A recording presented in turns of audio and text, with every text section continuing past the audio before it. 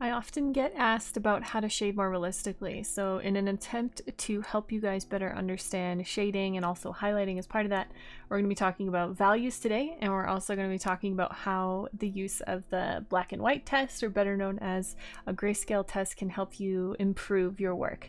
So what is a grayscale test? I'll show you. How I do this while I'm painting is I'll create a layer that goes on top of everything else. So I'm just going to do that. And then I set the layer type to color, and then I take black or white or something, black's fine, and fill bucket over the whole thing. And that's going to change this to black and white so we can get a sense of how it looks without color. This test helps us see how different our shadows are from our highlights and how much contrast there is between those two things. In general, you don't want your work to feel flat.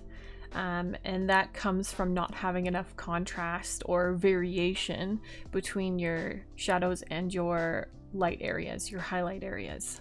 I'm going to demonstrate what I mean. So I'm going to actually take this art project that I had finished, it's all done, and change it so that you can see what it would look like if it was a lot more flat.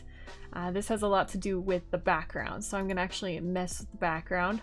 So the first thing I've done is darken our background so that our character is about the same value or darkness as the background. I'm also going to turn off our fun effects that were sort of like final touches so that we can better see our character here. And then the next thing I'm going to do is actually take out sort of these intense highlights that I had put in there that give her that pop feel. So I'm going to take them out so I can explain what it looks like to just have a flat looking image. I'll also add that by taking away color, it really helps us focus on what matters. We don't want to be thinking about color. Color can really distract our perception of what we think we're seeing for our amount of dark and our amount of light. Color is funny like that, like purples, for example, make things feel darker. Yellow can make things feel lighter. So we want to take color completely out of the mix and just focus on our values, because I would argue values are more important than your color. We need to get values right. Color is a lot more flexible. So if we just want to focus on color, we've got this in black and white. What I've done here is I've gone over with a darken layer here and gotten more or less rid of the intense highlights that I had. So I'm ultimately making this piece worse, but this makes the art feel flat. The art feels a lot more flat than it was before. So to compare to before again, this is black and white before any changes were made. And this is it with the changes to try and flatten it for demonstration purposes.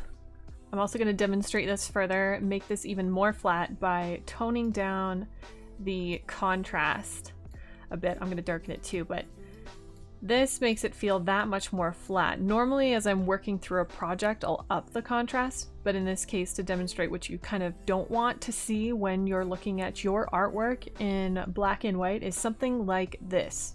So essentially, if your character is the same level of grayness as your background, it's going to make it feel very flat. We don't have a sense of the character popping out from the background, which is more so what we want if we want our art to stand out. That's what I always aim for. That's what I try to do when I'm creating. So when I'm making mine, I think about, do I want my background to be lighter than the subject? Do I want it to be darker than the subject? How can I make my character stand out? And one of the most important things is thinking about the silhouette of the character. How do the edges of our character feel against the background? Because those edges, that is where the pop effect happens.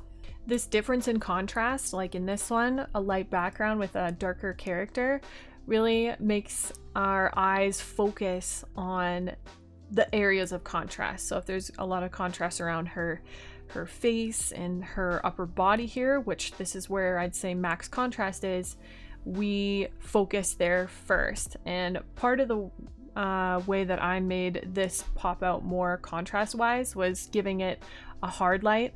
So there's hard lighting that I sort of eliminated by drawing over it, you know, against her face here and her chest and her shoulders.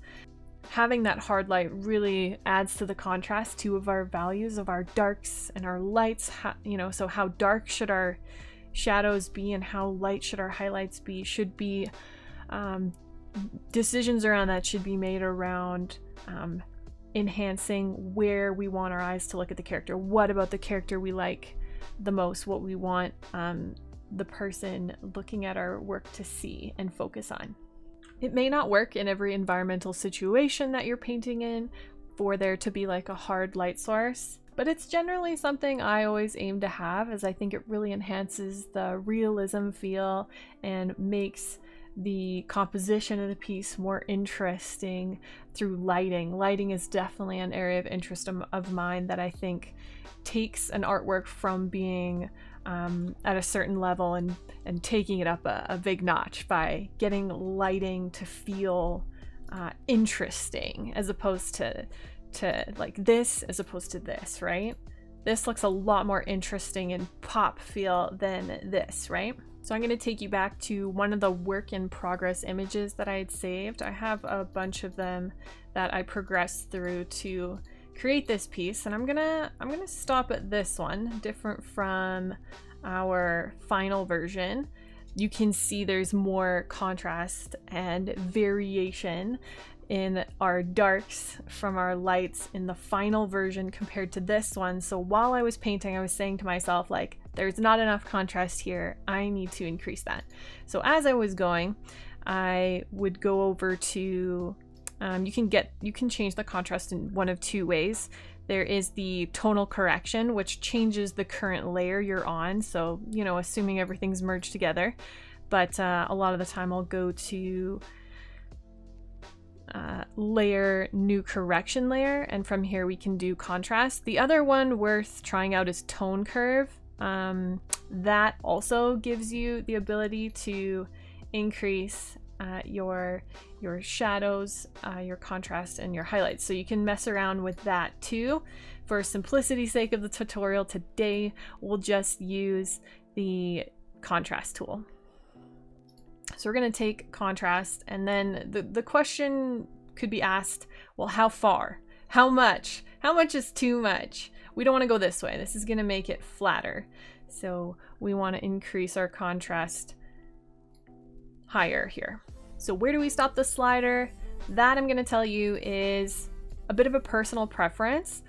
Being mindful that this is something we can do is kind of the first step to being aware and making these changes and improving your work. But I'm going to say that this is a bit of a personal preference as to what feels right. So I kind of do it based on eyeballing. I kind of say, okay, that looks good. And then I'll continue painting for a bit, make some progress as we go, and then get to another point and be like, I think I need to add a little more. And on the rare occasion, I actually tone it down a bit because I think I go too far, and you totally can. You can just slide it back down a little bit. One really important thing to be aware of when you change the contrast of, let's go back to this work in progress that we were staring at. When you change the contrast of your values, your darks and your lights, it also changes the contrast of your colors. So you're not just, changing the contrast of the values. You have to remember that it's going to affect your colors. So what that means is when I increase contrast, let's say we like it there, I'm going to turn off our black and white.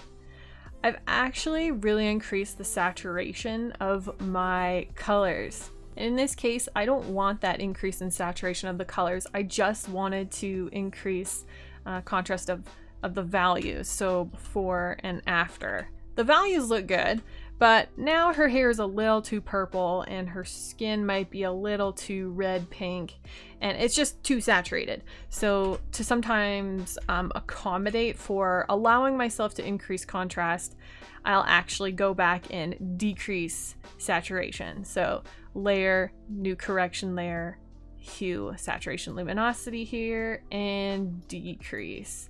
And again, I'm just sort of eyeballing to what looks good. So maybe there,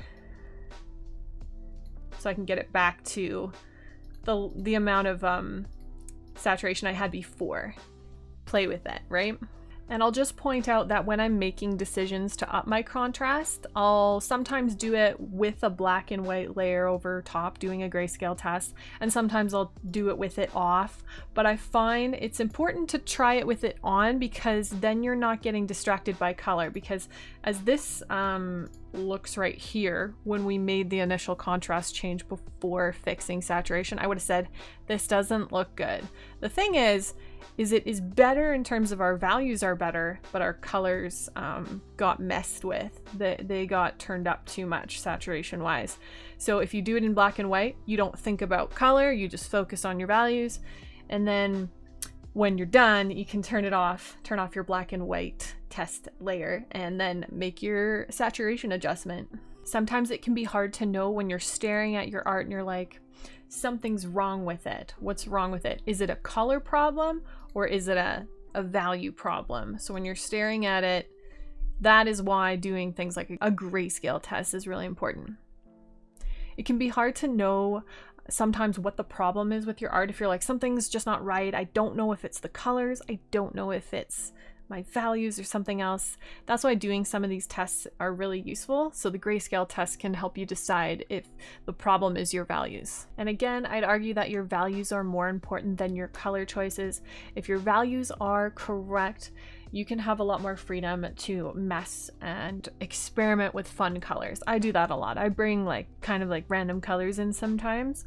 And if my values are right, I can get away with kind of the color experiments. If you're trying to improve your understanding of how dark your shadows should be and how light your highlights should be, one thing I really recommend you practice doing and look at doing is taking artworks of your artist idols, bringing them into the program and turning them into black and white so that you can see what their values look like. We're actually going to do that right now. I'm going to show you some of my favorite artists' work, and we're going to turn them black and white and discuss what we think about them. So here's an artwork done by the artist Wallop. I don't know how to say it exactly. Wallop. And we're going to make this black and white. Now instantly your eyes are drawn to the center where her hands are and her face is. This is doing something similar to what my piece had, where there's some hard lighting on her face, even her shoulder, and of course her hands. This adds a lot of emphasis and makes our eyes look there, makes our character pop out. Now, I talked about the silhouette of a character earlier. You'll notice that the backside of this character here, what we see sort of that the values in this area, there isn't much of a difference between the darkness of the background and the darkness of her back and her dress here. And even some of the areas over here a bit are part of her dress. Now I did say we want sort of the silhouette of a character to kind of stand out, but that's not to say that that has to be the entirety of a character. That's probably too much. In certain situations that might make sense, in others it really doesn't. It doesn't in this case. So lost edges in terms of values can be a great thing. It can be a fine thing. And that has everything to do with contrast and leading our eyes around the image. This part of her is not the focus. So we don't need intense light on that side or something to make it pop. The middle of the image is the focus. So you're going to see your greatest contrast there. And that contrast isn't just going to be your values of your lights and your darks. It's going to be even things like color, amount of detail, texture, and so on. Just contrast in artwork.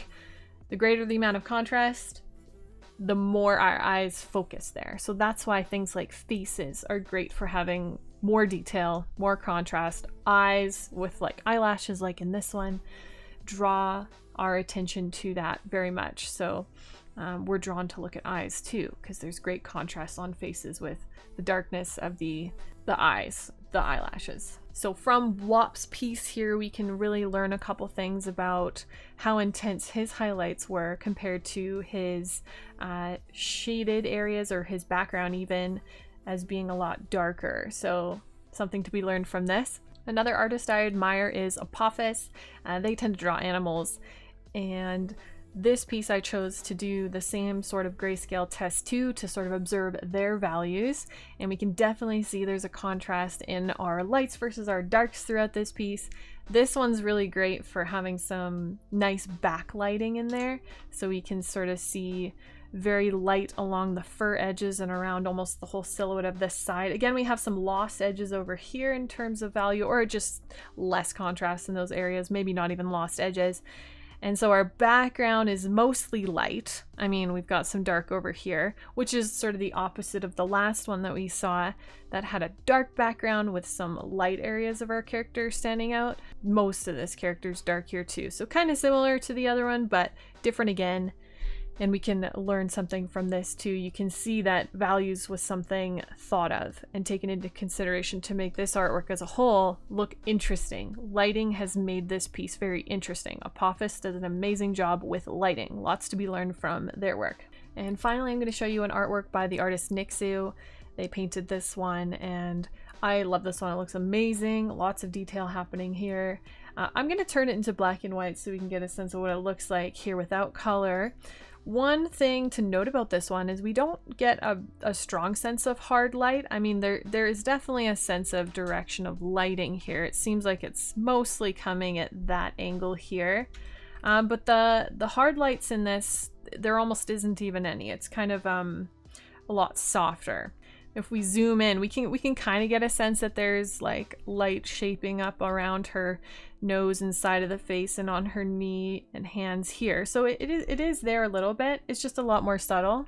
But where a lot of the values differ here, our shadows from our lighter areas, or our darks from our lights, I should say, is in the face and the hair. There's a lot going on there. So our attention definitely goes there. And we still get this sense that she pops out from the background too.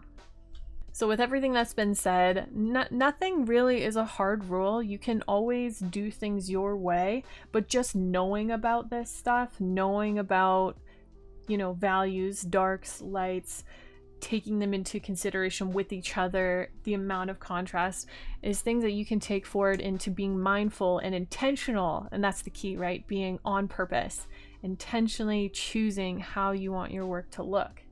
Now, if we just pop back on over to my piece here, I went for a very abstract background where you're not necessarily sure what it is, but this piece isn't really about the background. This piece is about the cyborg angel character here. And I will say the advantage to doing something kind of abstract is it's very, very easy to manipulate it so that you can change those values without it looking kind of weird, because you have some like realistic scene where it doesn't make sense to have certain lighting. So abstract backgrounds gives you a lot of freedom to change the amount of light and darks of it. They're also a lot easier and very forgiving of mistakes. It's kind of just shapes here. We've got shapes and textures happening here, so we can it can kind of look like whatever we want. And speaking of contrast, I don't necessarily want to have a background with a ton of detail because it kind of outshines our character. So it's again a contrast thing, amount of detail in your character versus amount of detail in your background. So in general, again, there isn't necessarily hard rules about how all this stuff should be. It is just information for you so that you can intentionally take it forward into your work, know about it, and make creative decisions to enhance areas of your art that you want people to be focusing on. And as you can see in the artworks we observed today, from mine to some of my art idols, is there's vast differences in how they went about their lighting, but also some things in common in terms of none of the images felt flat. So I think if you're going to take anything away from today, avoid this. It doesn't look as good. A lot of newer artists don't know about how to approach shadows and highlights and the values and how to fix them. So if there's anything you take away from today, hopefully it's that, and you can avoid flat looking artworks. So go forth and play with light. Now that we've gotten through all that, I'd like to take this opportunity to remind you to like and subscribe if you thought this video was helpful. That would greatly help us out here, help me make more tutorials, and help you see more of my tutorials. And I'll also mention that I'm a Twitch streamer and I live stream art content and my paintings on Twitch, so you can come by twitch.tv/shyfox. If you have any questions about what we talked about today, or if you have comments around like future videos or tutorials you'd like to see me make, you can comment that as well. And I also have an Instagram, a Twitter, and a Discord for you to follow and join if you so choose. Thank you for watching the video and have a good one. Bye guys!